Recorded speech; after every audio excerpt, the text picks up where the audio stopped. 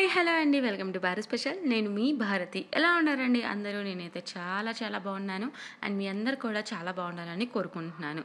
And నేనైతే ఈరోజు మీకోసం ఇన్స్టెంట్గా చేసుకొని ఒక మంచి దోశ రెసిపీని చూపిస్తున్నానండి. మన ఇంట్లో ఎక్కువ కొబ్బరి ఉన్నప్పుడైతే మనం ఎక్కువగా సింపుల్గా చేసేసుకోవచ్చు అనమాట. సో ఈ రెసిపీ చూసే ముందు మన ఛానల్ కనుక ఎవరైనా ఫస్ట్ టైం చూస్తున్నాం అంటే ప్లీజ్ సబ్స్క్రైబ్ చేయండి. అలానే పక్కన ఉన్న బెల్ ఐకాన్ కూడా హిట్ చేయండి.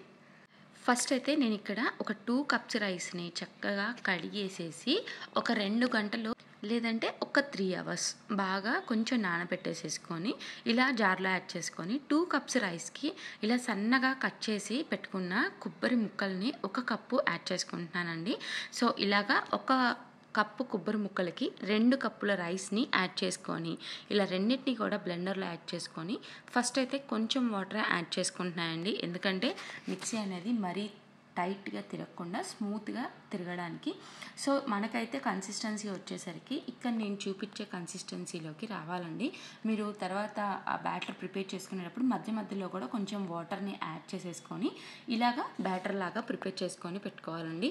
అండ్ ఇప్పుడు దీన్ని ఒక బౌల్లోకి యాడ్ చేసేసుకొని మీకు పిండి కనుక మరీ గట్టిగా ఉంటే కొంచెం వాటర్ యాడ్ చేసేసుకోవచ్చండి. కానీ మరీ లూజ్గా ఉంటే మాత్రం దోశలు విరిగిపోతాయండి. సో ఈ కన్సిస్టెన్సీలో ఉండేలాగా చూసుకోండి. అండ్ ఇప్పుడు దీనిలోకి కొంచెం సాల్ట్ యాడ్ చేసేసి బాగా కంబైన్ చేసేసుకొని పెట్టుకోవాలండి మనం. అండ్ కొబ్బరి దోశలు కాబట్టి మరీ మెత్తగా రాదండి. ఎందుకంటే కొబ్బరి ఎంత మెత్తగా ఉన్నా కూడా ఏంటంటే కొంచెం పల్పీనెస్ అనేది తగులుతూ ఉంటుంది కాబట్టి సో ఇలా అనేది వస్తుంది మనకి బ్యాటరు. సో ఇప్పుడు స్టవ్ మీద ప్యాన్ పెట్టేసుకొని హీట్ చేసేసుకున్న తర్వాత మనం ముందుగా రెడీ చేసుకున్న బ్యాటర్ని ఇలాగ యాడ్ చేసేసుకొని స్ప్రెడ్ చేసేసుకోవాలండి. అండ్ కొంచెం స్లోగా స్ప్రెడ్ చేసేసుకోండి. ఎందుకంటే చెప్పాను కదా కొంచెం పల్పీనెస్గా ఉంటుంది కాబట్టి కొంచెం మధ్య మధ్యలో గ్యాప్స్ వస్తాయన్నమాట. సో ఇలా చక్కగా ఫిల్ చేసేసిన తర్వాత ఇప్పుడు మనం ఇందులోకి కొంచెం ఆయిల్ని యాడ్ చేసేసుకోవాలండి. అండ్ ఇది వచ్చేసరికి మనం హై టు మీడియం ఫ్లేమ్లో కుక్ చేసుకోవాలండి. ఎందుకంటే కొబ్బరి కాబట్టి కొంచెం త్వరగా అనేది కుక్ అవ్వదన్నమాట. సో ఇలాగా ఒక్క 2 నిమిషాలు కుక్ అయిపోయిన తర్వాత మనం వేరే వైపు కూడా చక్కగా తిప్పేసుకుంటే చూసారా ఎంత చక్కగా ఇలాగ రెడ్ షేడ్ కూడా వచ్చి క్రిస్పీనెస్ కూడా వస్తుందండి. అంటే బయట క్రిస్పీగా లోపల కూడా సాఫ్ట్గా ఉంటుందన్నమాట. అసలు మనకి పళ్ళు లేని వాళ్ళకైనా చిన్నపిల్లలకైనా కూడా ఎంత మెత్తగా ఉంటాయంటే అంత మెత్తగా ఉంటాయన్నమాట.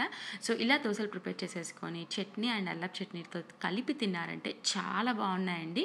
అండ్ చూసారు కదా చాలా ఈజీగా సింపుల్గా చేసుకునే కోకోనట్ దోశ రెసిపీని. ఇది కనుక మీకు నచ్చితే ఖచ్చితంగా లైక్ చేయడం మాత్రం మర్చిపోకండి. అలానే మన ఛానల్ కనుక ఎవరైనా ఫస్ట్ టైం చూస్తున్నారంటే ప్లీజ్ సబ్స్క్రైబ్ చేయండి.